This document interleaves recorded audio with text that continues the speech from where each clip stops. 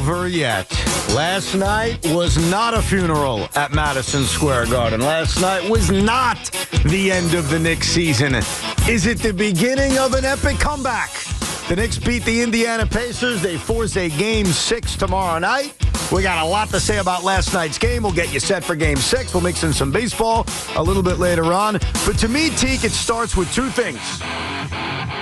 It starts with an intensity, an effort, and an urgency they needed to have. And it starts with Jalen Brunson. Because Jalen Brunson allowed that building to relax.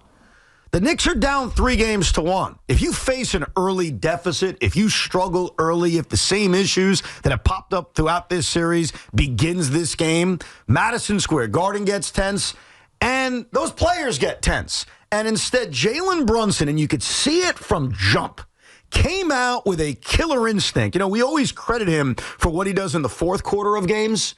What he did in the first quarter of this game, making 6 of his first 7 shots, I thought set the absolute tone for this game, and they never looked back because it was a wire-to-wire victory. One of the things that we've talked about with this Knicks team in the postseason, first with the Boston series, coming out flat without an urgency, then in this series, coming out in the second halves flat and without an urgency.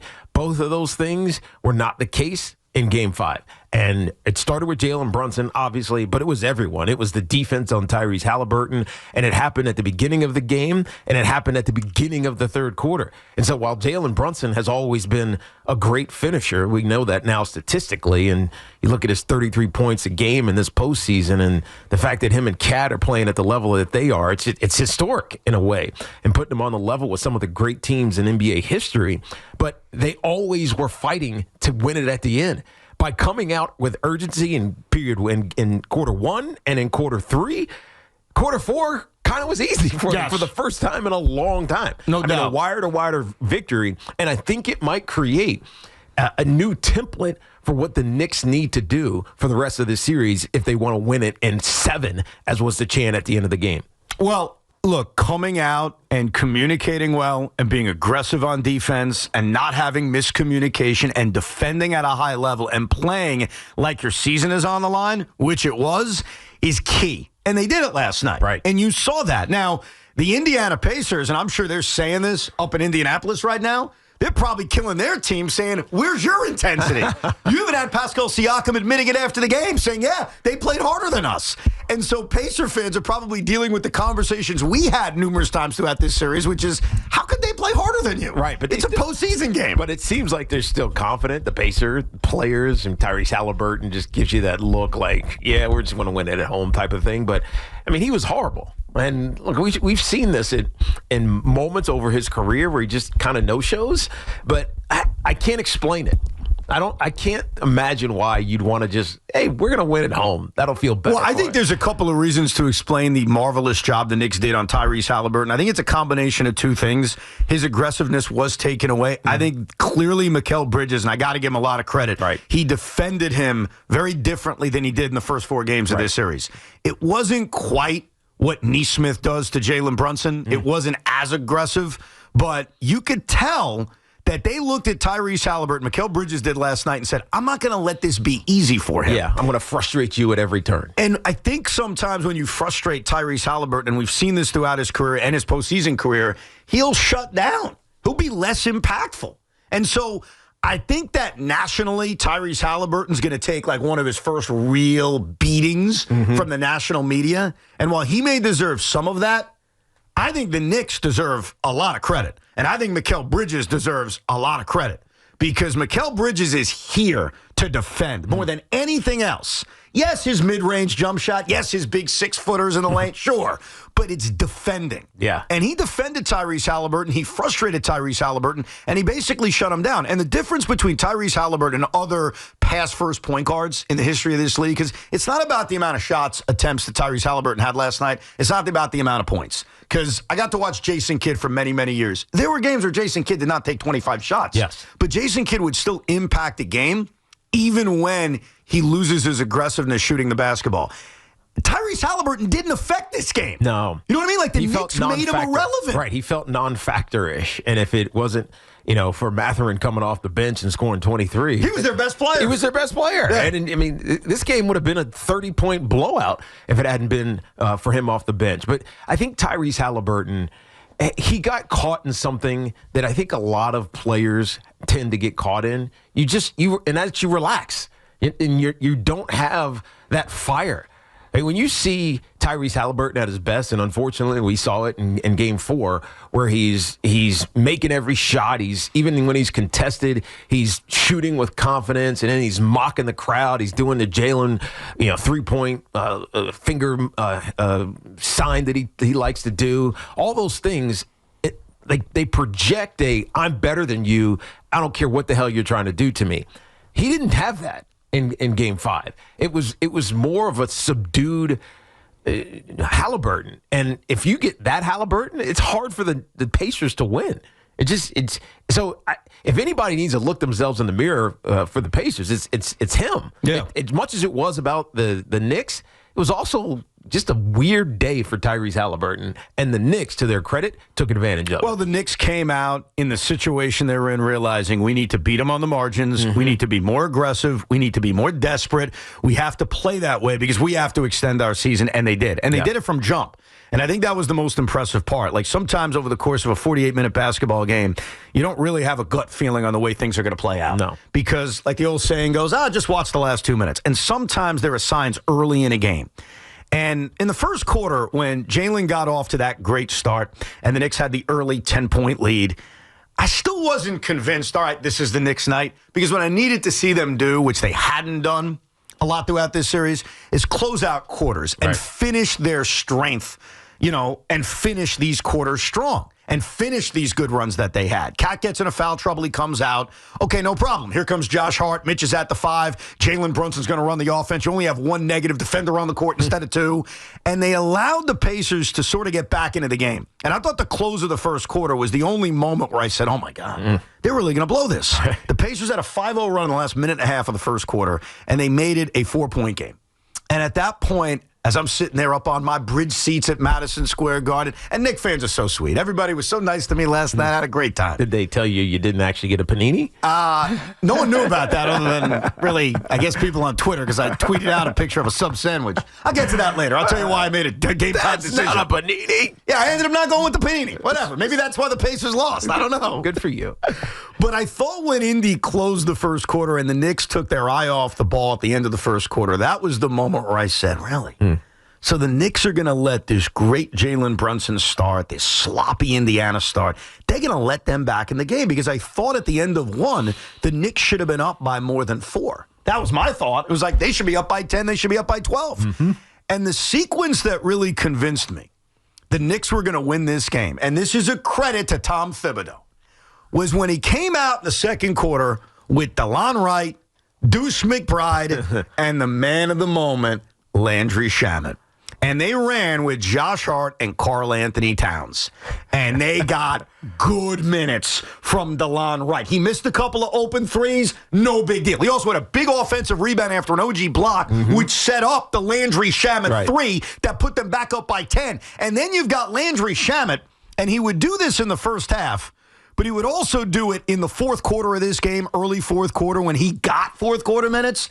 Landry Shamet, who a few weeks ago I brought up to you as a jinx because every time he's on a roster, the team loses in 7 in the second round.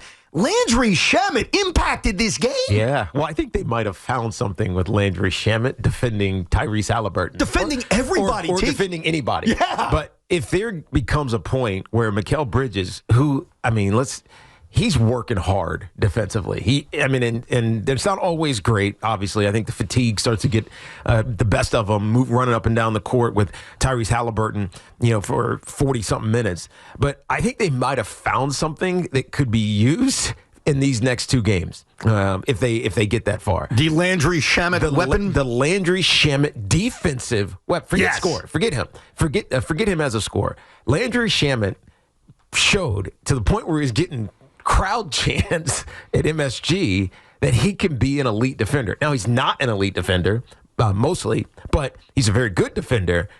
When he wanted to, he shut down whoever he was on. And it was obvious and it was exciting to watch because it felt like man, there is an answer if guys get tired. And so I think Tibbs might have accidentally stepped into something that could be a real asset for them these next 2 games. And there are criticisms for Tom Thibodeau, which we'll address a little bit later on. But here's where Tom Thibodeau almost deserves an apology. A couple of games ago, when he was asked after Josh Hart fouled out, why did you not go to Deuce McBride? His answer was, I wanted Shamet. And most of us said, Shamet? I mean, really? What are you talking about? And he said, yeah, I want a little bit of size. And most Knicks fans or IBOs looked at this and said, what the hell is he thinking? Well, Landry Shamet made a huge impact on Game 5. Now, let's not get confused.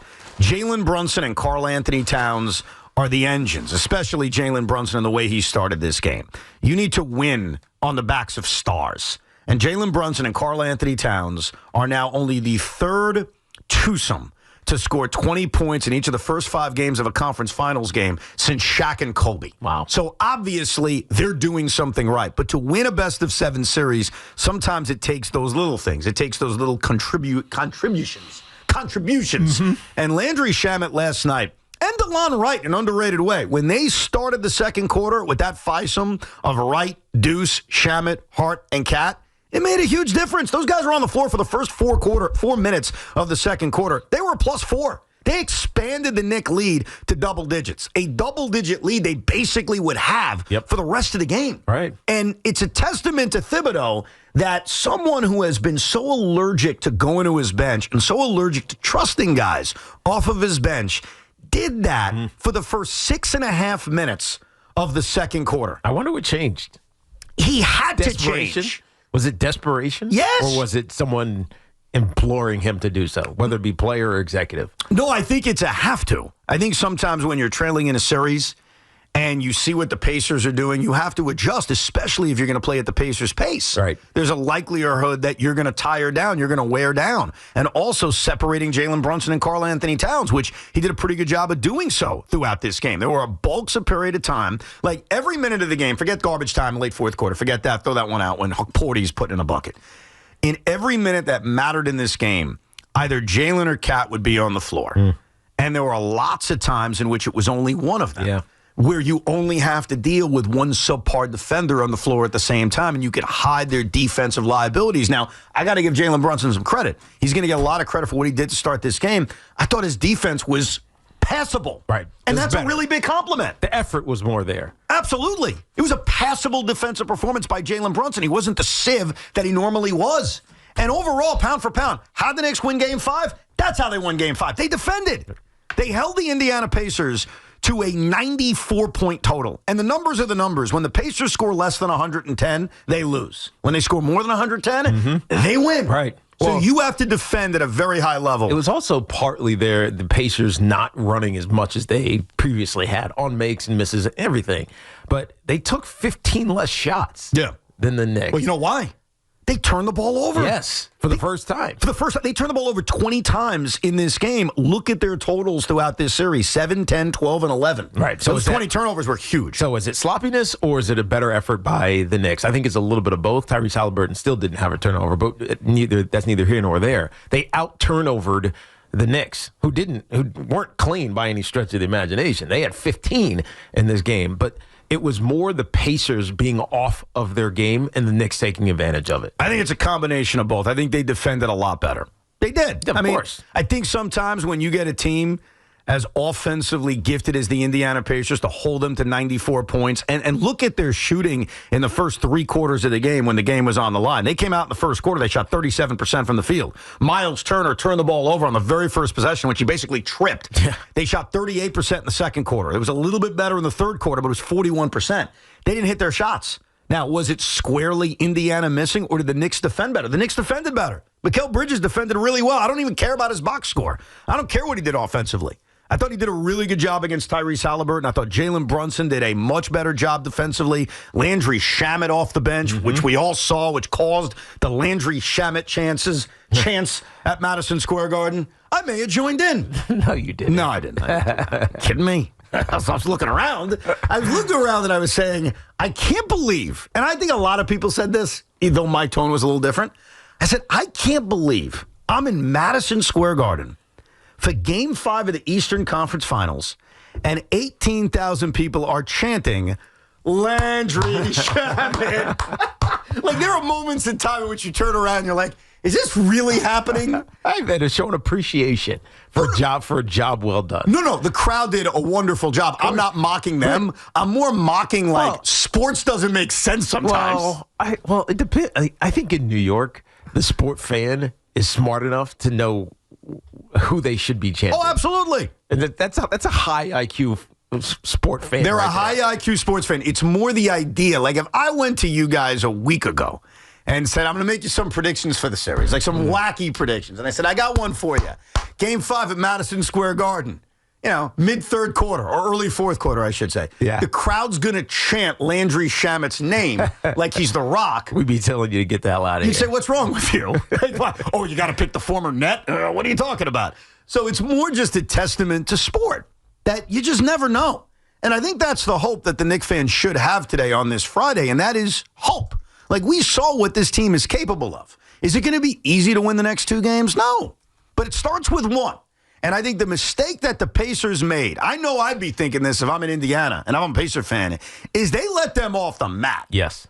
So if they had an arrogance of, we've got Game 6 in Indiana, that is a stupid arrogance to have. Right. Because when the Knicks play their best brand of basketball, when they communicate well on defense, when they defend at a high level, when they cut down on these stupid, low IQ plays, which they didn't fully do, right, they're better than the Pacers. Of course. I think that they are. Well, so you can't let them back off the mat. It's what we thought going into the series, and it's what we haven't seen because the Pacers have played well. Obviously, they're giving them their due. But the Knicks, when they play like this, are the better team. But doing it consistently has been their issue.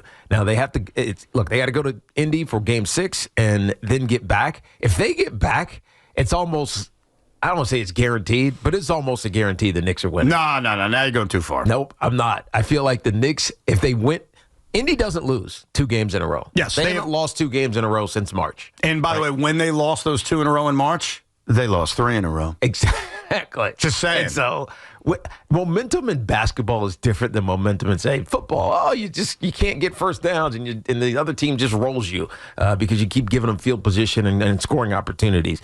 But it's in a game. Momentum in basketball is different, especially because of the series, the way they work in the postseason. It just stops. It stops and it restarts. The game starts, you travel, it restarts. But there's something about, I think, the Garden, and if the Knicks get back there, I don't know how deafening it's going to be, but it's going to be out of control. But you know better than anybody, because you said this throughout the playoffs with me, that we have seen the death of home court advantage. But still. Which is a good thing going into Saturday, Knicks fans. Maybe, it's a bad thing if we're sitting here on Monday. Not a bad thing because you were forced to Game 7. I just don't think it matters as much. Maybe it's because of what I saw on social media with the Knick crowd. Like the high, like the all 22 of not just the court, but the crowd of Knicks fans last night. It was insane. It was a wonderful crowd. It doesn't really make a difference anymore. It doesn't, but it's hard to combat that emotionally. I don't think it impacts it very much at all, and that's not a knock on Knicks fans or Pacer fans. It's just the reality of the NBA world we live in. But this is hopefully, for Knicks fans, a debate we could have on Monday and Tuesday. Yes. Because that would mean there is a Game 7 at Madison Square Garden. But I think what we've seen throughout this series and we've seen throughout the postseason is as loud as a crowd can get. I don't think it ultimately makes the difference. What makes the difference, at least in the Knicks end, is defending. Defending at a high level. Having a high basketball IQ. Knowing your rotations. Defending hard. Like they defended Tyrese Haliburton harder yesterday than they had throughout this series. Was that the only reason Haliburton went in a shell? No, but it certainly contributed to it. And here's what we know. The Knicks season isn't over yet.